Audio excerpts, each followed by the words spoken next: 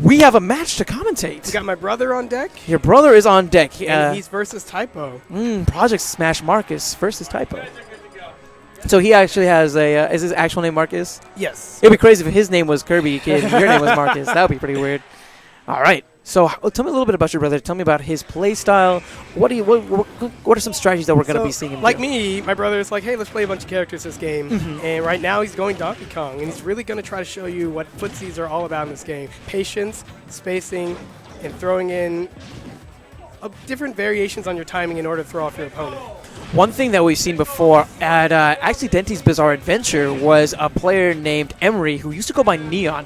He exhibited how powerful this character can be in the hands of a very smart player. So we can definitely look forward to seeing some great stuff from PM Marcus if he can establish an operating rhythm.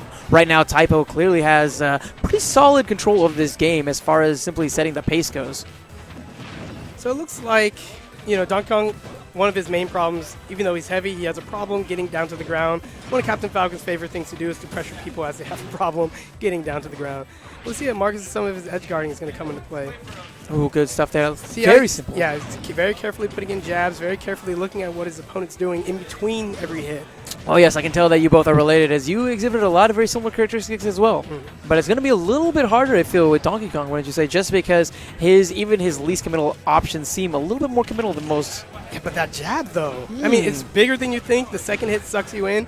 Donkey Kong can start making some headway if he starts making some solid edge guards. See, what we call that? That's it's kind of like a hedge edge, right? Hedge edge. You're hedging your bets by, playing in a way where you're going to get the advantage on most of your opponent's options, but you're doing it on the edge of the stage. Right there, he ran off like he was going to trump and then flowed back on the stage with a neutral layer and covered so many options. So we're going to hopefully see a lot of edge guard play coming from Donkey Kong. So he's really going to start sealing. Ooh, that was an unfortunate finger flub there from Marcus. There's attacks in this game that have weird carryover momentum, and that's one of them. Happens to Pac-Man as well. We'll take it to the lab next time. That's not going to happen. Ooh. See how he's throwing out these baits way early, then following it up with the clean follow-ups? Those jabs, though.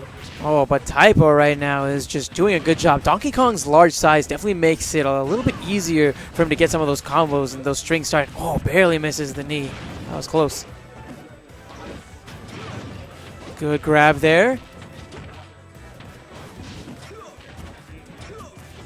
So let's see if Donkey Kong can take advantage of a little bit of this rage and really bring back the match with some solid edge guarding and simple hits, right? We're going to see. Good opportunity again. Oh, barely misses that side B. Choice. Yeah, I'm honestly surprised that we haven't seen any down airs from either of these players off stage. Captain Falcon started with one, but he looked like he adapted to Marcus's tendency to not fall for the simple off-guarding, edge-guarding Captain Falcon shenanigans. Oh, those Captain Falcon offstage shenanigans are definitely one of the reasons why I choose a player. Good stuff by Marcus, though, closing that out with a quick back air. In a bad position, but he does have that rage factor. Why don't you expand on that? So whenever you're taking damage in Smash, some people believe it starts at 50, some people say 80, but we definitely know once you get above 100, your attacks do more knockback, but not more damage. So you can kill better, and it kind of counteracts a little bit of the stale move that kind of was a big deal in Brawl. So we got a very different situation here with Smash 4, and if you keep your pressure going, you're never too out of the game.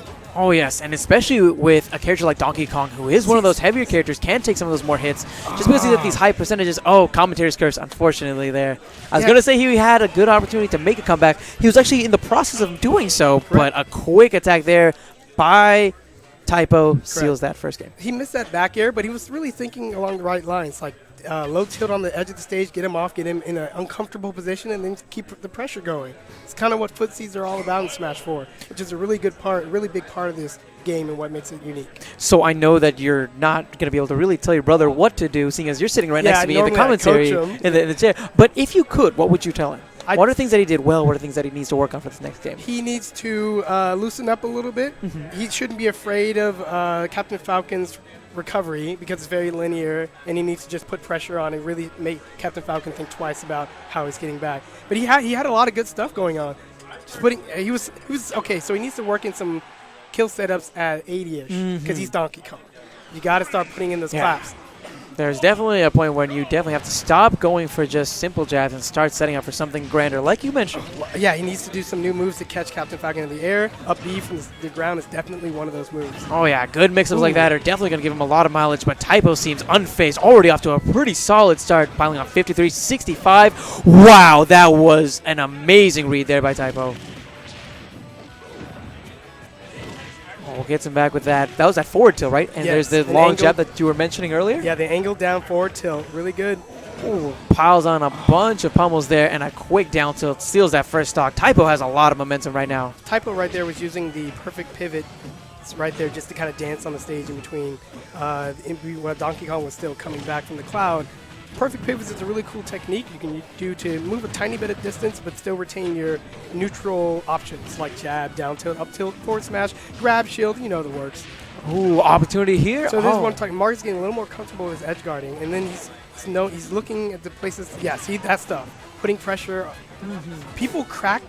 So people's offenses are very different from their defenses. They crack in typical ways with their defense. Ooh, good back But air. then they're strong in unique ways with their offense. It takes a really well-rounded player to have all these unique, creative ways to get out of a defensive position. Because nobody wants to be hit. Could have said it better myself. Personally, you know, even though I play 64 more than I do Smash 4, I believe that the style that I have in all the games more so is built around putting on so much pressure that any game plan that your opponent has just falls apart based on how much pressure you're putting on. Ooh, That's diagonal angled forward tilt from Captain Falcon with the perfect. Woo! Oh, barely misses that edge This guard. is intense. People are watching. If you could see what I'm seeing in the venue, a whole U-shaped crowd looking at this Donkey Kong just play a simple game of footsies. Hey, this is a throwback to the original game. Donkey Kong and Captain Falcon both being characters in the first Smash battle. Smash battles. First series of the Smash Bros. Smash Bros. Franchise. That's what I'm looking for. Cannot even speak right now. Oh, goes for that hard read. Crazy. Edge game in this game, you know you only get a little bit of invincibility the first time you grab it. If you don't get hit and you try to re-grab the ledge and you don't stand on the stage, you are not invincible. And right there, they were playing a little back and forth, but definitely gets interesting, right? There's definitely a good level of mind games here. You can see a bit of patience. Both players are waiting to figure out what moves their opponent is going to throw out first, so the next time they're in a similar situation. Oh, wow! my Going for the goodness! turnaround. Just going for Oh, this could be it. In a bad position, this should close out that man, stock. that was a great game. Whoa. I want to go back on stream and look at the crowd. You can see the crowd. Look at that crowd. That's at best a third of the crowd. There are so many people that are off of that camera that aren't even visible right now. Yeah, we have a great showing today at Shockwave. I think around 62 entrants. 61, I believe. 61. What happened? You. Nah, I'm playing. It's all good. I mean, this place is packed. We got a lot of interesting new faces. I love new faces. I love talking to new Smashers, figuring out how long they play, what got them into the scene. You know, I mean, we're Project Smash, Kirby Ken, Project Smash Marcus. We're all about finding out more about what makes Smash great and how we can help the community be better. If I had to say anything, if you look around this room, it's a variety of ages, it's a variety of socioeconomic backgrounds, a variety of colors. A variety of beanies. Yeah, and the one thing that all these people have in common is their love of this game, and it's just wonderful to be in a room where people who come from such different walks of life can all just share this one thing that they have in common. This is great. So, okay. He's got the counter pick. Typo has a counter pick. What do you think that he's going to choose? So I think he just realized the game was different the second time around. It wasn't really about the platforms. Marcus did one empty hop to an up tilt and got Typo hit once, but it really wasn't the determining factor of either deaths or long strings. So I'm not thinking that the level is what he's thinking about right now. He's just thinking, what did I do wrong? How did he adapt and what I can do? I'm pretty sure my brother banned Final Destination. Pretty sure he knows that the platforms did allow him some other escape options without taking those forward smashes. And it also gave him, he used them a lot with those up tilts because it had a lot of range to it. He was able to cover the top platforms anytime that a tech situation would occur. Interesting stuff.